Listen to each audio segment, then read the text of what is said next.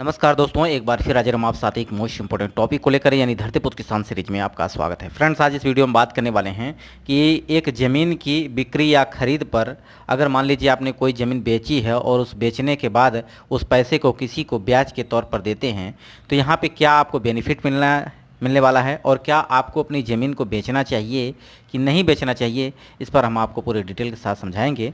तो आइए चलते हैं, वीडियो को शुरू करते हैं। साथ ही साथ पूरे प्रश्न को अगर आप देखते हैं खुद से सॉल्व करने की कोशिश करिएगा कि आप इस प्रश्न का जवाब दे पाएंगे। अगर दे पाते हैं तो कमेंट बॉक्स में इसका ज़रूर आंसर बताइएगा। फ्रेंड्स, इसके पहले हमने आपको बताया था कि अगर हेक्टेयर में ज़मीन है, उस ज़मीन को आप अगर 3 दोस्तों में बांटना हो तो कैसे बांटेंगे, अनुपात के माध्यम से अगर हो तो किससे बांटेंगे, इस पर पूरे हमने डिटेल से आपको समझाया है। जाके ज़रूर देखिएगा उस वीडियो को। साथ ही साथ अगर बात करें तो एकड़ में अगर ज़मीन दी गई हो और एकड़ में आपको अगर इसको बदलना हो वर्ग गज में, वर्ग मीटर, वर्ग फुट, हेक्टेयर, बीघा, कच्चा बीघा में बदलना हो तो कैसे बदलें, इस पर हमने पूरे डिटेल के साथ बताया है। लगभग खेतों से संबंधित आपको लगभग 300 से 350 वीडियो मिल जाएंगे जिसमें आपके सभी प्रश्नों का जवाब मिल जाएगा। अगर प्रश्नों का जवाब नहीं मिलता है तो आप कमेंट बॉक्स में ज़रूर बताइएगा, उस पर हम आपको वीडियो प्रोवाइड कर देंगे।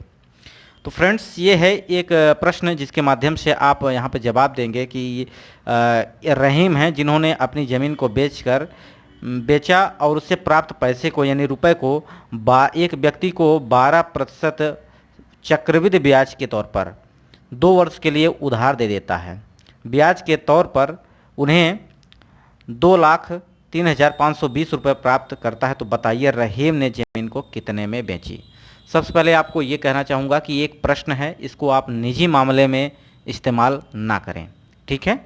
ये एक प्रकार सा प्रश्न है जिसमें हम आपको समझाने वाले हैं कि ब्याज किस प्रकार से लिया जाता है, चक्रवृद्धि ब्याज, साधारण ब्याज, ठीक है। अब यहाँ पे बात की गई है चक्रवृद्धि ब्याज के लिए। तो चक्रवृद्धि ब्याज की अगर बात करें तो आपने अगर थोड़ा सा भी पढ़ाई की होगी तो ये जानते होंगे एक फार्मूला जो कि ये होता है आपका ए यानी मिश्रधन बराबर मूलधन में आपका गुणा होता है 1 प्लस रेट बटे 100 और ये पावर होती है इसकी यानी घात होती है n। यानी क्या है, यहाँ पे टाइम है, ए क्या है, ये है आपका मिश्रधन, पी क्या है, मूलधन है जिसमें आपने पैसे को उधार या बैंक में जमा किया है, ठीक है। रेट क्या है, आर क्या है, ये रेट है जो आपको बताती है कितने दर पर दिया गया है। तो यहाँ रहीम ने अपनी ज़मीन को 12% वार्षिक चक्रवृद्धि ब्याज के दर पर 2 वर्ष के लिए दिया है। यानी टाइम की अगर बात करें तो रेट की बात करें तो 12% है। हम यहाँ पे आपको एक फार्मूला नहीं बल्कि एक बेसिक एक प्रकार से ऐसा सिंपल वे बताएंगे जिसमें आप अगर किसी भी एग्जाम की तैयारी भी कर रहे हैं या आप नहीं जान रहे हैं, नहीं तैयारी कर रहे हैं लेकिन आपके नॉलेज के लिए इंपॉर्टेंट है तो आप इस तरह से कर सकते हैं और जो भी पढ़े लिखे हैं उनसे आप प्रश्न कर सकते हैं, उनसे प्रश्न पूछ भी सकते हैं, ठीक है। तो देखिए रेट है कितना, 12%। 12% का मतलब क्या हो गया, ये प्रतिशत आपको बताता है, प्रतिशत माने 1/100 यानी 12/100 हो जाएगा। अगर इसको हम छोटा काटते हैं तो इसको हम 4 से काटते हैं तो 4 तिहाई 12 हो जाएगा और ये हो जाएगा आपका 4×25 हम 100 यानी 3/25 हो जाएगा, सिंपल हो जाएगा। समय कितना दिया गया है, ये है आपका 2 वर्ष और कुल चक्रवृद्धि ब्याज जो मिला गया है उनको बेचने के बाद ये है आपका 2,03,520 रुपया, ठीक है। अब बताना है कि ये ज़मीन कितने में बेची गई। मेरा मेन मोटिव है कि ज़मीन को आप हो सके तो ना बेचें क्योंकि ज़मीन एक ऐसी चीज़ है, अचल संपत्ति है। यहाँ पे हम सिर्फ आपको समझाना चाहते हैं प्रश्न के माध्यम से, ठीक है। इसको आप गलत वे में मत लीजिएगा कि यहाँ पे आपको ज़्यादा प्रॉफिट हो रहा है या लॉस हो रहा है, ये मत सोचिएगा, ठीक है।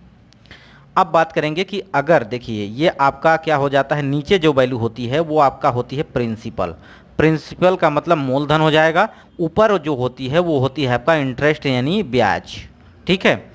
अगर हम मिश्रधन निकालना चाहते हैं, मिश्रधन का मतलब होता है कि अमाउंट अगर हम निकालना चाहते हैं तो हम मूलधन में अगर ब्याज जोड़ देते हैं, ठीक है, अगर ब्याज जोड़ देते हैं तो अमाउंट बन जाता है, ठीक है।